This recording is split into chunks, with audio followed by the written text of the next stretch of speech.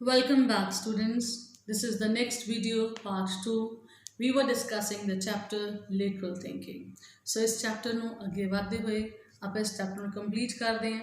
First story ਅਸੀਂ ਪੜ੍ਹੀ ਸੀ ਇੱਕ ਲੜਕੀ ਦੀ ਜਿਹੜੀ ਕਿ ਮਨੀ ਲੈਂਡਰ ਨੂੰ ਬੜੀ ਚਲਾਕੀ ਦੇ ਨਾਲ ਆਪਣੀ ਸਿਆਣਪ ਨਾਲ ਆਪਣੀ ਸੂਝ-ਬੂਝ ਨਾਲ ਆਪਣੀ ਥਿੰਕਿੰਗ ਨਾਲ ਆਪਣੀ ਲੇਟਰਲ ਥਿੰਕਿੰਗ ਦੇ ਨਾਲ ਉਹ ਸਿਚੁਏਸ਼ਨ ਨੂੰ ਇੰਪੋਸੀਬਲ ਸਿਚੁਏਸ਼ਨ ਨੂੰ ਆਪਣੇ ਹੱਕ ਵਿੱਚ ਚੇਂਜ ਕਰ ਲੈਂਦੀ ਹੈ। ਸੋ ਅਸੀਂ ਇਸੇ ਤਰੀਕੇ ਦੇ ਨਾਲ ਲੇਟਰਲ ਥਿੰਕਿੰਗ ਦੇ ਕਨਸੈਪਟ ਨੂੰ ਸਟੱਡੀ ਕੀਤਾ ਸੀ ਕਿ what is lateral thinking. Lateral thinking is thinking differently, ਕੁਝ ਅਲੱਗ ਸੋਚਣਾ, ਹਟ ਕੇ ਸੋਚਣਾ। ਤੁਸੀਂ ਸਾਰੇ ਜਣੇ ਟੀਵੀ ਦੇਖਦੇ ਹੋ, ਟੀਵੀ ਦੇ ਵਿੱਚ ਤੁਸੀਂ ਸਾਰੇ ਜਣੇ ਅਗਰ ਦੇਖਦੇ ਹੋ ਤਾਂ ਤੁਸੀਂ ਸਭ ਨੇ ਤਨਾਲੀ ਰਾਮਾ ਜ਼ਰੂਰ ਦੇਖਿਆ ਹੋਵੇਗਾ। ਤਨਾਲੀ ਰਾਮਾ ਸਬ ਟੀਵੀ 'ਤੇ ਆਉਂਦਾ ਹੈ 7:30 ਵਜੇ, ਦੇਖਿਆ ਜ਼ਰੂਰ ਕਰੋ। It is based on that concept of lateral thinking only. Lateral thinking ਦੇ ਕੰਸੈਪਟ ਦੇ ਉੱਪਰ ਹੀ ਬੇਸਡ ਹੈ। ਤਨਾਲੀ ਰਾਮਾ ਕਿਵੇਂ ਆਪਣੀ ਚਤੁਰਤਾ ਨਾਲ, ਆਪਣੀ ਸਿਆਣਪ ਨਾਲ, ਆਪਣੀ ਸੂਝ-ਬੂਝ ਨਾਲ ਹਰ ਸਿਚੁਏਸ਼ਨ ਨੂੰ ਚੇਂਜ ਕਰ ਦਿੰਦਾ ਹੈ। ਉਸ ਸਿਚੁਏਸ਼ਨ ਦਾ ਅੰਦਾਜ਼ਾ ਅਸੀਂ ਲਗਾ ਵੀ ਨਹੀਂ ਪਾਉਂਦੇ। ਆਪਾਂ ਲੋਕ ਸੋਚਦੇ ਰਹਿ ਜਾਂਦੇ ਹਾਂ ਵੀ ਉਹਦਾ ਆਨਸਰ ਕੀ ਹੋਊਗਾ, ਕਿਵੇਂ ਉਸ ਸਿਚੁਏਸ਼ਨ ਨੂੰ ਹੱਲ ਕਰੂਗਾ, ਪਰ ਉਹ ਆਪਣੀ ਕਲੈਵਰਨੈਸ ਦੇ ਨਾਲ ਉਸ ਸਿਚੁਏਸ਼ਨ ਨੂੰ ਬੜੀ ਆਸਾਨੀ ਨਾਲ ਹੱਲ ਕਰ ਦਿੰਦਾ ਹੈ। ਸੋ ਜ਼ਰੂਰ ਦੇਖਿਓ ਤਨਾਲੀ ਰਾਮਾ, ਨਹੀਂ ਤਾਂ ਅੱਜ ਜ਼ਰੂਰ ਦੇਖਿਓ। ਜੇ ਅੱਗੇ ਨਹੀਂ ਦੇਖਦੇ ਤੁਹਾਨੂੰ ਲੇਟਰਲ ਥਿੰਕਿੰਗ ਦਾ ਕੰਸੈਪਟ ਚੰਗੀ ਤਰ੍ਹਾਂ ਸਮਝ ਆਏਗਾ। ਸੋ let us discuss the chapter further. Here is another story that illustrates the use of lateral thinking. A millionaire named Thomas walked into a popular bank in the middle of New York City and requested to speak to a loan officer. Thomas ਇੱਕ ਮਿਲਨੀਅਰ ਸੀ, ਬਹੁਤ ਹੀ ਰਹੀਸ ਬੰਦਾ ਸੀ, ਅਰਬਪਤੀ ਸੀਗਾ ਜਿਹਦੇ ਕੋਲ ਕਿੰਨੇ ਪੈਸੇ ਸੀਗੇ। New York ਸ਼ਹਿਰ ਦੇ ਇੱਕ ਬਹੁਤ ਹੀ ਪੋਪੂਲਰ ਬੈਂਕ ਵਿੱਚ ਜਾਂਦਾ ਹੈ ਅਤੇ ਲੋਨ ਆਫਿਸਰ ਨਾਲ ਜਾ ਕੇ ਗੱਲ ਕਰਦਾ ਹੈ। ਹੁਣ ਪਹਿਲੀ ਗੱਲ ਤਾਂ ਸੋਚਣ ਵਾਲੀ ਇਹੀ ਹੈ ਕਿ ਜਿਹੜਾ ਬੰਦਾ ਪਹਿਲਾਂ ਹੀ ਮਿਲਨੀਅਰ ਹੈ ਉਹਨੇ ਲੋਨ ਆਫਿਸਰ ਵਾਲੇ ਕੋਲ ਕਿਉਂ ਜਾਣਾ ਹੈ। He did not inform the staff of his immense riches, but he simply said that he was going away on business for a few weeks to another country and needed to borrow a small sum of money, $5,000. ਸੋ ਉਹ ਕਹਿੰਦਾ ਹੈ ਆਪਣੀ ਜਿਹੜੀ ਇੰਨੀ ਜਾਇਦਾਦ ਹੈ, ਆਪਣੀ ਜਿਹੜੀ ਇੰਨੀ ਧਨ ਦੌਲਤ ਹੈ ਉਹਦੇ ਬਾਰੇ ਬਿਲਕੁਲ ਨਹੀਂ ਦੱਸਦਾ। ਇੱਕ ਸਿੰਪਲ ਜਿਹਾ ਬੰਦਾ ਬਣ ਕੇ ਜਾਂਦਾ ਹੈ ਉਹਨਾਂ ਕੋਲ ਅਤੇ ਉਹਨਾਂ ਨੂੰ ਕਹਿੰਦਾ ਕਿ ਮੈਂ ਬਿਜ਼ਨਸ ਦੇ ਪਰਪਸ ਲਈ ਇੱਕ ਸ਼ਹਿਰ ਤੋਂ, ਇੱਕ ਕੰਟਰੀ ਤੋਂ ਦੂਸਰੀ ਕੰਟਰੀ ਜਾਣਾ ਹੈ, ਇਸ ਲਈ ਮੈਨੂੰ ਥੋੜ੍ਹੇ ਜਿਹੇ ਪੈਸਿਆਂ ਦੀ ਲੋੜ ਹੈ। ਉਹ ਪੈਸੇ ਕਿੰਨੇ ਮੰਗਦਾ ਹੈ? $5,000 ਉਹ ਮੰਗਦਾ ਹੈ। Banks being banks, they immediately ask for security on the loan. ਹੁਣ ਬੈਂਕ ਵਾਲਿਆਂ ਨੇ ਸਿਕਿਉਰਿਟੀ ਮੰਗਣੀ ਸੀ ਵੀ ਠੀਕ ਹੈ ਲੋਨ ਲੈਣ ਤਾਂ ਦੱਸੋ ਤੁਸੀਂ ਸਿਕਿਉਰਿਟੀ ਕਿਸ ਚੀਜ਼ ਦੀ ਦਓਗੇ। Thomas pointed out of the window to the shiny new Ferrari parked right in front of the bank. He took the title, paperwork, and keys out of his pocket and slapped them down on the counter like a man on a mission. The staff went to work checking out the validity of his ownership, and sure enough, everything was checked out. So bank ਵਾਲੇ ਜਦੋਂ security ਮੰਗਦੇ ਨੇ, Thomas ਕੀ ਕਰਦਾ ਹੈ, ਉਹ ਉਹਨਾਂ ਨੂੰ ਆਪਣੀ ਫਰਾਰੀ ਜਿਹੜੀ ਨਵੀਂ ਕਾਰ ਸੀ, ਬਿਲਕੁਲ ਸੋਹਣੀ ਫਰਾਰੀ ਕਾਰ, ਇੰਨੀ ਮਹਿੰਗੀ ਕਾਰ, ਉਹਦੀ ਚਾਬੀ ਬੈਂਕ ਵਾਲੇ ਨੂੰ ਦੇ ਦਿੰਦਾ ਵੀ ਤੁਸੀਂ ਇਹ ਰੱਖ ਲਓ ਐਜ਼ ਅ ਸਿਕਿਉਰਿਟੀ। ਉਹਦੇ ਪੇਪਰ ਚੈੱਕ ਹੁੰਦੇ ਆ ਕਾਰ ਦੇ, ਸਾਰਾ ਕੁਝ ਚੈੱਕ ਹੁੰਦਾ ਹੈ ਅਤੇ ਸਭ ਕੁਝ ਸਹੀ ਹੁੰਦਾ ਹੈ ਅਤੇ ਬੈਂਕ ਵਾਲੇ ਉਹਨੂੰ ਲੋਨ ਦੇ ਦਿੰਦੇ ਹੈ।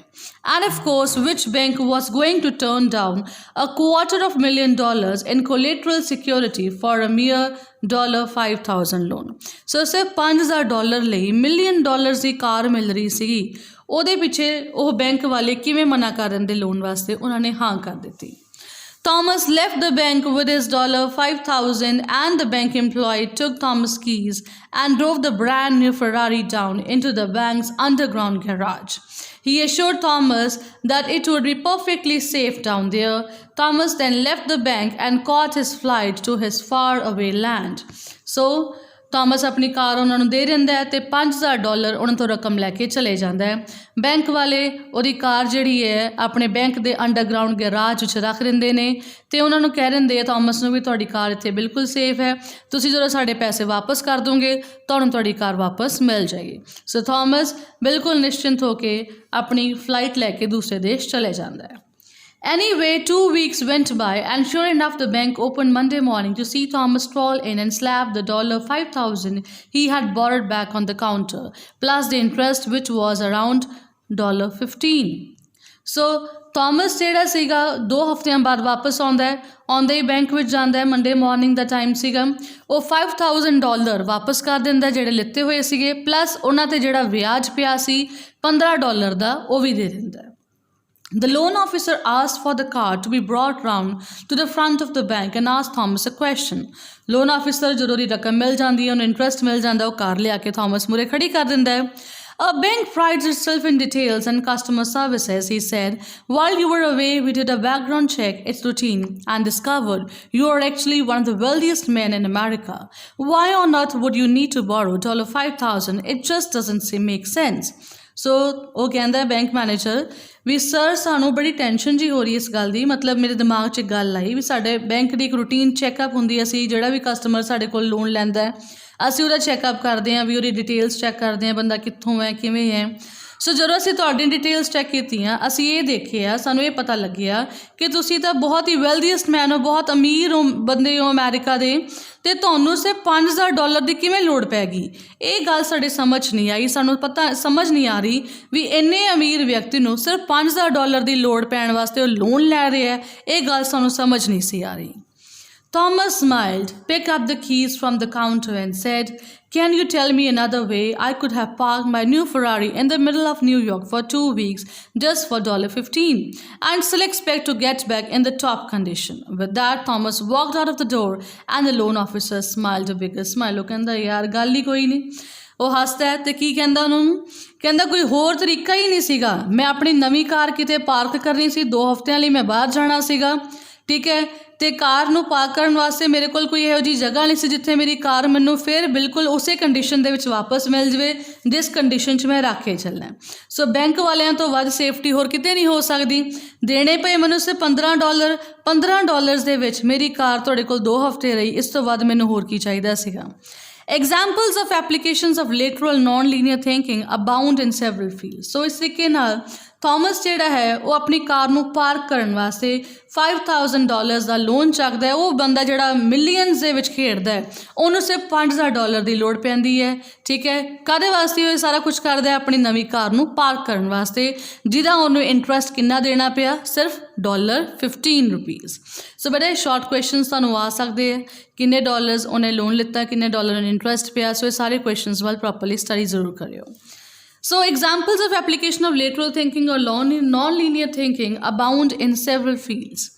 In cricket, Kerry Packer introduced day and night matches. ਇਸੇ ਤਰੀਕੇ ਨਾਲ lateral ਤੇ non-linear thinking ਦਾ concept ਹੋਰ ਕਈ ਚੀਜ਼ਾਂ ਦੇ ਵਿੱਚ ਸਾਨੂੰ ਦੇਖਣ ਨੂੰ ਮਿਲਦਾ ਹੈ, ਜਿਵੇਂ day and night matches ਸ਼ੁਰੂ ਕੀਤੇ ਕੈਰੀ ਪੈਕਰ ਨੇ, ਕਲਰਫੁਲ ਬਾਲ ਸ਼ੁਰੂ ਹੋਈਆਂ, ਅਲੱਗ-ਅਲੱਗ ਕਲੋਥਿੰਗ ਯੂਨੀਫਾਰਮ ਸ਼ੁਰੂ ਹੋਈਆਂ, a departure from tradition that became so successful that the whole world of cricket adopted it.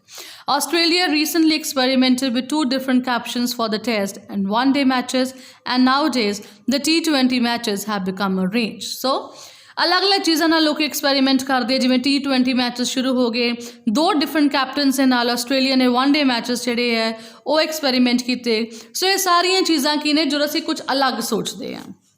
Lateral thinking expert Edward G. Bono says, with logic, tarak de naal, you start with certain ingredients just as in chess you start with the given pieces.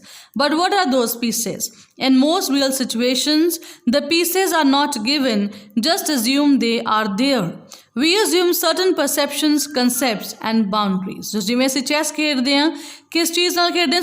ਸਾਨੂੰ ਜੋ ਚੀਜ਼ਾਂ ਮਿਲ ਜਾਂਦੀਆਂ ਨੇ, ਜਿਹੜੇ ਸਾਨੂੰ ਚੀਜ਼ਾਂ ਮਿਲੀਆਂ ਨੇ, ਜੋ ਸਾਨੂੰ ਗੀਟੀਆਂ ਮਿਲੀਆਂ ਨੇ, ਅਸੀਂ ਉਹਨਾਂ ਨਾਲ ਚੈਸ ਖੇਡਦੇ ਹਾਂ, ਉਹਨਾਂ ਪੀਸਿਸ ਦੇ ਨਾਲ ਚੈਸ ਖੇਡਦੇ ਹਾਂ। ਰੀਅਲ ਲਾਈਫ ਸਿਚੁਏਸ਼ਨਸ ਦੇ ਵਿੱਚ ਵੀ ਬੇਟਾ ਇਹੀ ਚੀਜ਼ ਹੁੰਦੀ ਹੈ। ਸਾਡੇ ਮੂਹਰੇ ਸਿਚੁਏਸ਼ਨਸ ਹੁੰਦੀਆਂ, ਅਸੀਂ ਉਹਨਾਂ ਨੂੰ ਅਜ਼ਿਊਮ ਕਰ ਲੈਂਦੇ ਹਾਂ ਅਤੇ ਉਹਨਾਂ ਨੂੰ ਸੋਚਦੇ ਹਾਂ ਕਿ ਕੁਝ ਸਰਟਨ ਪਰਸੈਪਸ਼ਨਸ, ਕਨਸੈਪਟਸ ਅਤੇ ਬਾਉਂਡਰੀਜ਼ ਦੇ ਨਾਲ ਆਪਣੀ ਇੱਕ ਸੀਮਾ ਬਣਾ ਲੈਂਦੇ ਹਾਂ ਸੋਚਣ ਦੀ। ਜਦੋਂ ਅਸੀਂ ਉਸ ਸੀਮਾ ਤੋਂ ਪਰੇ ਹਟ ਕੇ ਕੁਝ ਸੋਚਾਂਗੇ ਉਦੋਂ ਹੀ ਅਸੀਂ ਲੇਟਰਲ ਥਿੰਕਿੰਗ ਨੂੰ ਸੋਚ ਸਕਾਂਗੇ। One is always confusing conditioned thinking with creative thinking. So ਅਸੀਂ conditioned thinking ਕੀ ਹੈ? Thinking in a certain way, ਇੱਕੋ ਤਰੀਕੇ ਨਾਲ ਸੋਚੀ ਜਾਣਾ, ਉਹਨੂੰ ਅਸੀਂ ਕਨਫਿਊਜ਼ ਕਰਦੇ ਹਾਂ creative thinking ਨਾਲ। creative thinking ਕੀ ਹੈ? ਜਦੋਂ ਅਸੀਂ ਕੁਝ creative ਸੋਚ ਰਹੇ ਹਾਂ, ਰਚਨਾਤਮਕ ਸੋਚ ਰਹੇ ਹਾਂ। Edward G. Bono explains that lateral thinking is concerned not with playing with the existing pieces, ਜਿਹੜੇ pieces ਸਾਡੇ ਕੋਲ ਹੈਗੇ ਸਿਰਫ ਉਹਨਾਂ ਨਾਲ ਨਹੀਂ ਖੇਡਣਾ, but seeking to change those very pieces, ਉਹਨਾਂ pieces ਦੇ ਨਾਲ ਹੀ situation ਨੂੰ change ਕਿਵੇਂ ਕਰਨਾ ਹੈ। It is concerned with the perception part of thinking. So ਇਹ ਸਾਰੀ ਚੀਜ਼ ਸਿਰਫ ਤੁਹਾਡੀ thinking ਦੇ ਨਾਲ related ਹੈ।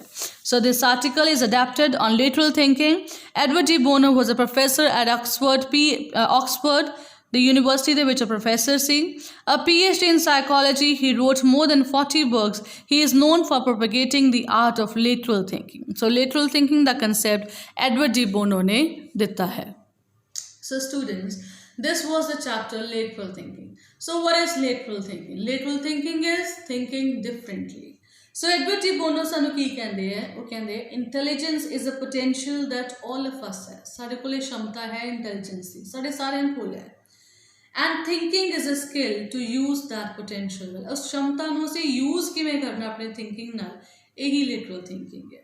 ਸੋ ਇੰਟੈਲੀਜੈਂਸ ਵੀ ਸਾਡੇ ਕੋਲ ਹੈ, ਸੋਚ ਵੀ ਸਾਡੇ ਕੋਲ ਹੈ, ਪਰ ਅਸੀਂ ਲੀ ਤੋਂ ਪਰੇ ਹਟ ਕੇ ਕਿਵੇਂ ਸੋਚਣਾ, ਕੁਝ ਸਕਾਰਾਤਮਕ ਕਿਵੇਂ ਸੋਚਣਾ, ਕੁਝ ਪਾਰਦਰਸ਼ੀ ਕਿਵੇਂ ਸੋਚਣਾ ਹੈ, ਇਹੀ ਕਨਸੈਪਟ ਹੈ ਲੇਟਰਲ ਥਿੰਕਿੰਗ ਦਾ. ਸੋ ਇਸ ਚੈਪਟਰ ਦੇ ਵਿੱਚ 2 ਸਟੋਰੀਜ਼ ਅਸੀਂ ਕਵਰ ਕੀਤੀਆਂ ਇਸ ਕਨਸੈਪਟ ਨੂੰ ਸਮਝਾਉਣ ਵਾਸਤੇ. In the first story the girl outwits a money lender. ਇੱਕ ਲੜਕੀ ਜਿਹੜੀ ਹੈ ਉਹ ਮਨੀ ਲੈਂਡਰ ਨੂੰ ਦੀ ਸਿਚੁਏਸ਼ਨ ਨੂੰ ਬਿਲਕੁਲ ਹੀ ਚੇਂਜ ਕਰ ਦਿੰਦੀ ਹੈ. ਅਤੇ ਦੂਸਰੀ ਸਿਚੁਏਸ਼ਨ ਦੇ ਵਿੱਚ ਥੋਮਸ ਜੋ ਕਿ ਮਿਲੀਨੀਅਰ ਸੀਗਾ, ਉਹ ਬੈਂਕ ਤੋਂ ਲੋਨ ਲੈ ਕੇ ਕਾਹਦੇ ਵਾਸਤੇ, ਆਪਣੀ ਨਵੀਂ ਕਾਰ ਪਾ ਕਰਨ ਵਾਸਤੇ ਬੈਂਕ ਤੋਂ ਲੋਨ ਲੈਂਦਾ ਹੈ. ਉਹਦਾ ਇੰਟਰਸਟ ਉਹਨੂੰ ਕਿੰਨਾ ਦੇਣਾ ਪੈਂਦਾ, ਸਿਰਫ $15. ਸੋ ਮੇਨ ਗੱਲ ਕੀ ਸੀ, ਉਹਨੂੰ ਆਪਣੀ ਕਾਰ ਬਿਲਕੁਲ ਸਹੀ ਕੰਡੀਸ਼ਨ ਵਿੱਚ ਚਾਹੀਦੀ ਸੀਗੀ, ਅਤੇ ਨਿਊਯਾਰਕ ਸ਼ਹਿਰ ਦੇ ਵਿੱਚ ਜਿੱਥੇ ਵੀ ਉਹ ਪਾਰਕ ਕਰਦਾ ਉਹਦੀ ਕਾਰ ਇੰਨੀ ਸੇਫਟੀ ਅਤੇ ਸਿਕਿਉਰਿਟੀ ਨਾਲ ਉਹਨੂੰ ਵਾਪਸ ਨਹੀਂ ਸੀ ਮਿਲਣੀ. ਸੋ ਥੋਮਸ ਇਹ ਤਰੀਕਾ ਸੋਚਦਾ, ਉਹ ਲੜਕੀ ਉਹ ਤਰੀਕਾ ਸੋਚਦੀ ਹੈ. ਸੋ ਲਾਈਫ ਵਿੱਚ ਇੱਦਾਂ ਹੀ ਕਿੰਨੀਆਂ ਸਿਚੁਏਸ਼ਨਸ ਆਉਂਦੀਆਂ ਨੇ ਸਾਡੇ ਮੂਹਰੇ, ਜਿਨ੍ਹਾਂ ਬਾਰੇ ਸਾਨੂੰ ਕੋਈ ਨਾ ਕੋਈ ਆਨਸਰਸ ਫਾਈਂਡ ਆਊਟ ਕਰਨੇ ਪੈਂਦੇ. ਸੋ ਜੇ ਅਸੀਂ ਉਹ ਆਨਸਰਸ ਆਪਣੀ ਨੋਰਮਲ ਥਿੰਕਿੰਗ ਨਾਲ ਫਾਈਂਡ ਕਰਾਂਗੇ ਤਾਂ ਸ਼ਾਇਦ ਅਸੀਂ ਉਹਨੇ ਸਕਸੈਸਫੁਲ ਨਹੀਂ ਹੋਵਾਂਗੇ ਜਿੰਨੇ ਅਸੀਂ ਲੇਟਰਲ ਥਿੰਕਿੰਗ ਨਾਲ ਹੋਵਾਂਗੇ. ਸੋ ਆਪਣੀ ਡੇ ਟੂ ਡੇ ਲਾਈਫ ਦੇ ਵਿੱਚ ਲੇਟਰਲ ਥਿੰਕਿੰਗ ਦੇ ਕੰਸੈਪਟ ਨੂੰ ਅਪਣਾਓ ਅਤੇ ਅਲੱਗ-ਅਲੱਗ ਚੀਜ਼ਾਂ ਸੋਚਣ ਦੀ ਕੋਸ਼ਿਸ਼ ਕਰੋ. ਪਰ ਇਹਦਾ ਮਤਲਬ ਇਹ ਨਹੀਂ ਹੈ ਕਿ ਤੁਸੀਂ ਅਲੱਗ-ਅਲੱਗ ਸ਼ਰਾਰਤਾਂ ਕਰੋ, ਨਵੇਂ-ਨਵੇਂ ਬਹਾਨੇ ਬਣਾਓ. ਬਹਾਨਾ ਕੋਈ ਨਹੀਂ ਚੱਲਣਾ, ਔਨਲਾਈਨ ਐਜੂਕੇਸ਼ਨ ਸ਼ੁਰੂ ਹੋ ਚੁੱਕੀ ਹੈ.